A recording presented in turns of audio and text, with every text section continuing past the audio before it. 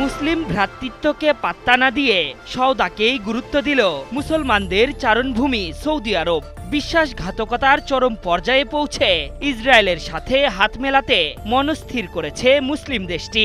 বিনিময়ে উপহার হিসেবে আমেরিকার ভূখণ্ডে যুদ্ধবিমানের ঘাঁটি পেতে যাচ্ছে মধ্যপ্রাচ্যের দেশটি।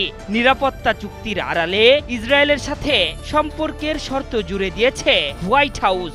আগামী নভেম্বরে হতে যাওয়া এই চুক্তি বাস্তবায়ন হলেই বেনিয়ামিন নেতানিয়াহুর সাথে সম্পর্কে সিলমোহর দেবেন মোহাম্মদ বিন সালমান বলে জানিয়েছে সংবাদ মাধ্যম ক্রাক্স।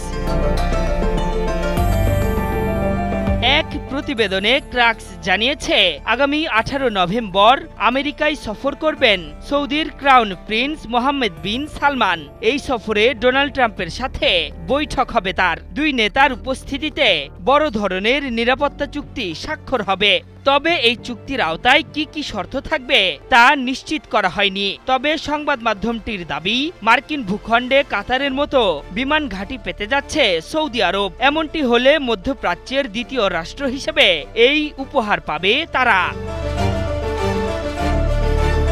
ফিলিস্তিনি প্রতিরোধ যোদ্ধাদের অজুহাত বানিয়ে কাতারে ভয়াবহ বিমান হামলা পরিচালনা করে দখলদার ইসরায়েল। এরপর দোহাকে নিরাপত্তার প্রতিশ্রুতি দিয়ে যুক্তরাষ্ট্রের আইডাহোর মাউন্টেইন হোম বিমান ঘাঁটিতে কাতার বিমান বাহিনীর একটি স্থাপনা নির্মাণের অনুমতি দেয় মার্কিন প্রশাসন।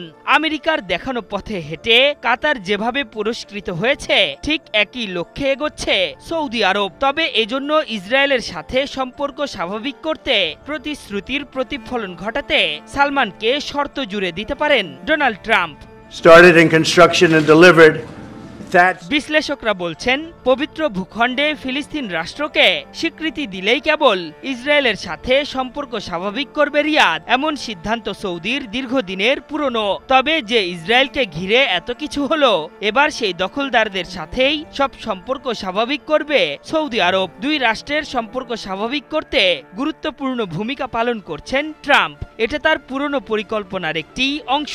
এমনটি হলে মধ্যপ্রাচ্যের নানা হুমকি থেকে যেমন ইসরায়েলকে রক্ষা করতে পারবে আমেরিকা, তেমনি এই অঞ্চলে নিজেদের নিরাপত্তার চাদরে ঢেকে ফেলতে পারবে সৌদিও। তবে আদৌ তা কতটুকু কার্যকর হবে তা নিয়ে আছে যথেষ্ট সন্দিহান।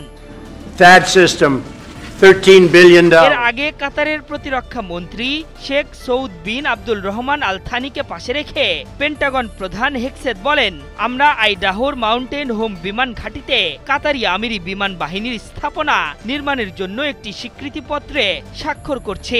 এবার কি সেই পথেই হাঁটছে সৌদি, তা নিয়ে শুরু হয়েছে নানা জল্পনা কল্পনা। আশরাফুল ইসলাম, ৭১।